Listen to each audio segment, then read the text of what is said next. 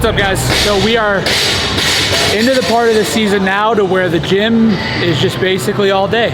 Okay, so we split things up. So we would have one session in the morning, one session in the evening. Now that we are at the point of games training to where they need to be fitting so much volume in, but also intensity, we give them basically, sometimes it's 6 in the morning to 6 at night. So we have a certain amount that we want to get in, but we want them to rest in between as much as they can. So today we're looking at a pretty typical day to where we'll start off with monostructural work, and then we'll work our way into some weightlifting and then the obvious CrossFit conditioning and things like that.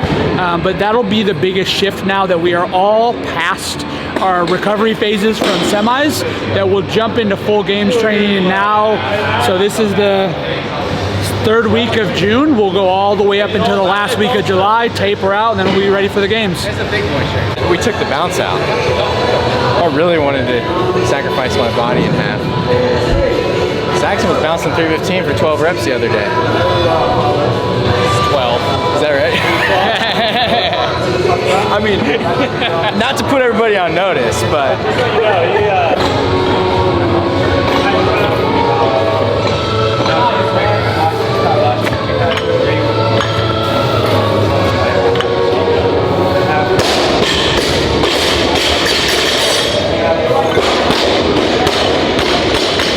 every day. Yeah, every day's Groundhog's Day. You can't take weightlifting yet? Oh, I love weightlifting. Getting sick of the clean complexes. But that's CrossFit's problem. They made us do it in the semis. But it's probably the one complex of all the complexes we do that I need to work on is just like anything deep for rack. Complex or ladder? Ladder, for sure, yeah. Just one. Is that your favorite event last year? No, probably. I like the sprint. I like the pig flip one. I like most of them. That event, the clean ladder was a cool concept, but they had to change like the time caps and stuff, which kind of I'm like, maybe they didn't test it as well as they should have.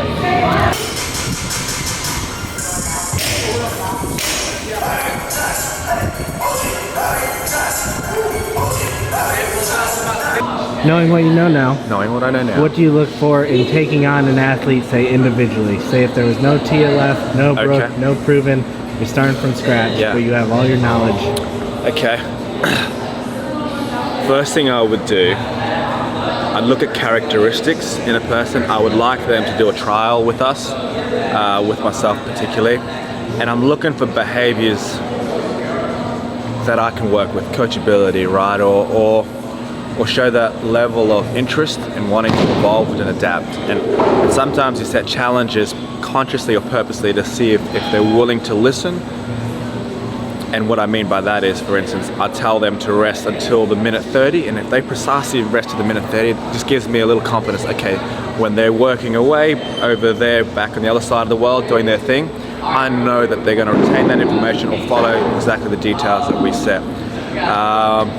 And then other than characteristics of body behaviors and stuff like that, if I was looking to work with someone, I'd love them to have explored in other sports as well, right? I think that's such a big key aspect in development, to be broadly thinking about other sports. I love CrossFit, and I think it's been phenomenal. It's created a platform for myself and for my family and everything like that. But I think the biggest thing that I want to make sure is that the athlete has a broad knowledge in sport, is open-minded, and leaned on their athletic ability as well, right? I don't want to, let's call it like test tube or lab rat someone and like just work from them. I want them to have some form of skills. I hope that helps. You got that lip, the lips moving. That's a nice lockout though. Turned out? I know. What?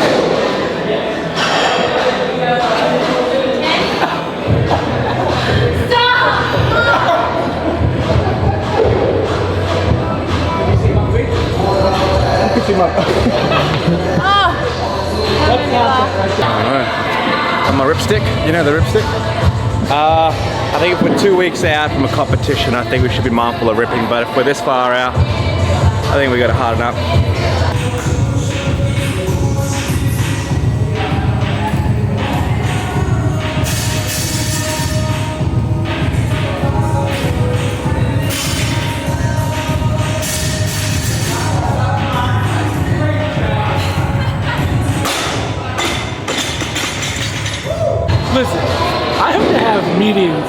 every day with people.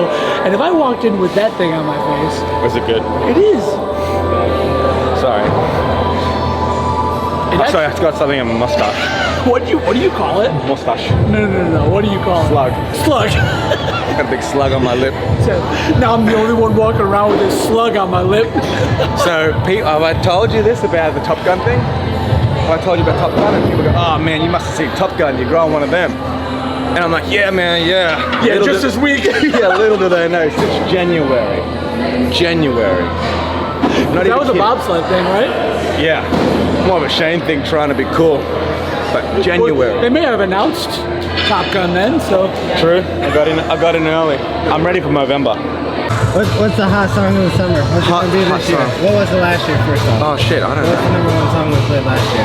I think we had AC/DC and it was Thunderstruck. This year, I don't know, whatever Brooke puts on.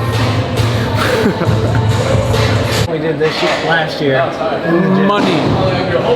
Money by Bia Bia. And what's it gonna be this year? Huh? We haven't been here enough yet. We haven't been in prison enough yet to hear the Brooke Wells playlist of non-stop 5 songs. So, Brooke, do you have a song yet for the year? A lot of money. A lot of money. A lot of money was last one. 100%. A lot of money. We don't have one for this year yet? Not really. I've been listening to a lot of songs by that girl, but none of them have really stuck out yet. You don't even know her name? Her name's BIA. I don't know if it's BIA or BIA, so not really. Bia.